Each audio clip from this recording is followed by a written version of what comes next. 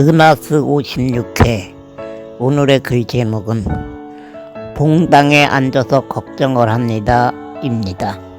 기근이는 결국 하나님이 있느냐 없느냐 하는 문제를 안고 고민을 많이 한 것입니다. 하나님을 늘 부정하면서 살아가고 있는 것 같지만 실질적으로는 하나님이 늘 마음에 자리를 잡고 있었던 것입니다. 왜 하나님을 부정하면서도 하나님을 떠나지는 못하고 있었을까요? 하나님이 정말로 있으면 큰일이다 하는 생각이 늘 마음에 잠재해 있었기 때문입니다. 그런데 드디어 난적 방언을 접하게 된 것입니다. 어머니 방언이 걸림돌로 다가온 것입니다. 아무리 만나고 싶어 했지만 만나주지 않던 하나님이 어머니 방언으로 다가온 것입니다. 어머니 방언으로 하나님의 존재를 알게 된 기근이 아무 말도 할 수가 없었습니다. 하나님은 진짜로 있다는 생각을 했습니다. 아무래도 안 되겠다. 이제부터 나도 하나님 잘 믿고 기도도 하고 성경도 보자. 하나님이 엄마에게 내 이야기를 하기 전에 하나님을 믿어야 한다. 속으로 다짐했습니다.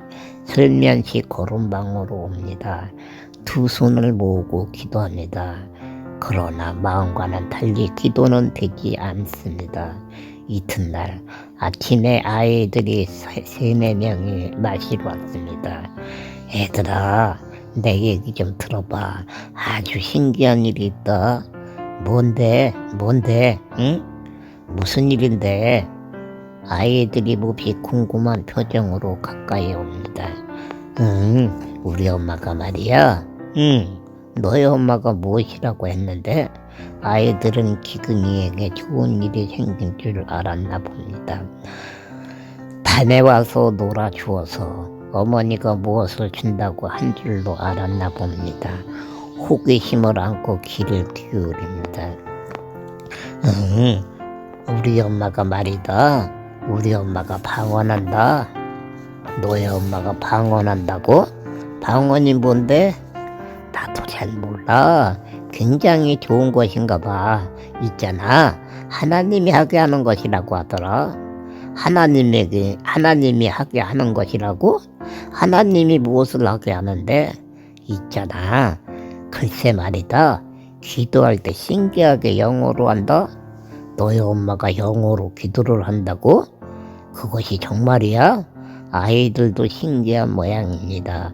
어느 아이는 놀란 표정으로 눈까지 크게 뜹니다.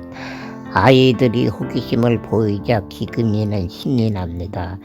방언이 무엇인지는 알지 못하지만 달라진 어머니가 자랑스럽기까지 합니다.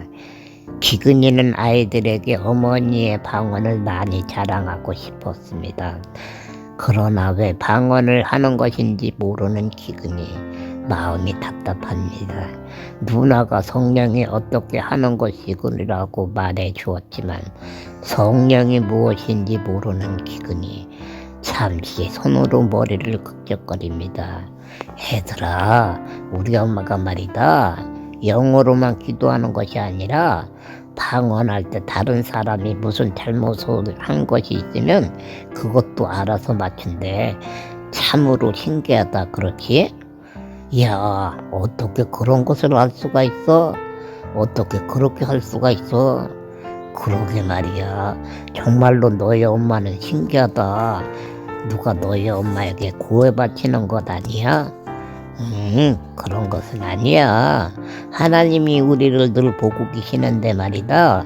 성령님이 그것을 엄마가 방언할 때 영어로 말해주는 것이래. 우리 엄마는 그 말을 그대로 하는 것일 거야. 아이들이 호기심을 보이자 기근이는 기분이 좋아집니다. 예전에는 누나가 동화를 이야기해 주면 아이들에게 거짓말까지 섞어가면서 관심을 끌기 위해 이야기를 해주고 했는데 오늘은 그럴 필요도 없게 된 것입니다.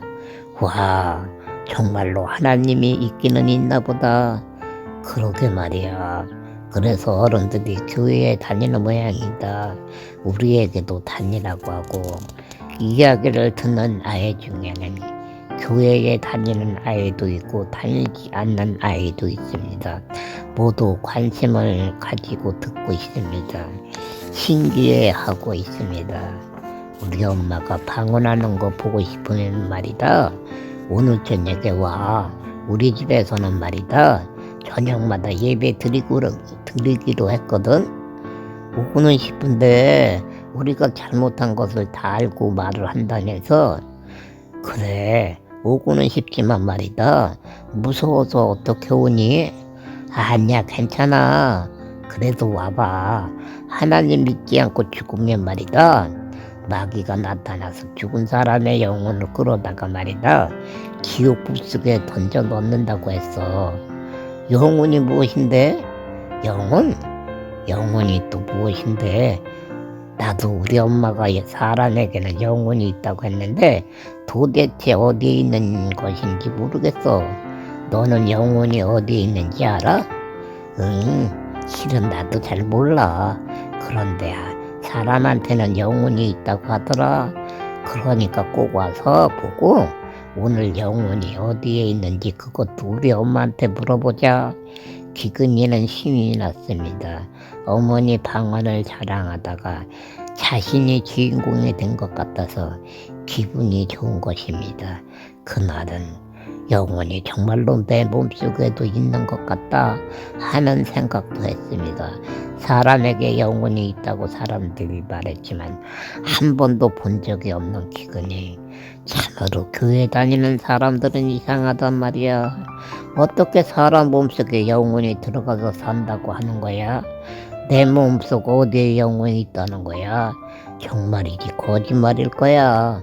어떻게 답답해서 영혼이 내 몸에 들어가서 살 수가 있다고 하는 생각에 믿지 않았습니다. 아무리 생각해보아도 몸속에서 갑갑하여 영혼이 살 수가 없을 것 같았기 때문입니다. 그러나 오늘은 믿어진 것입니다.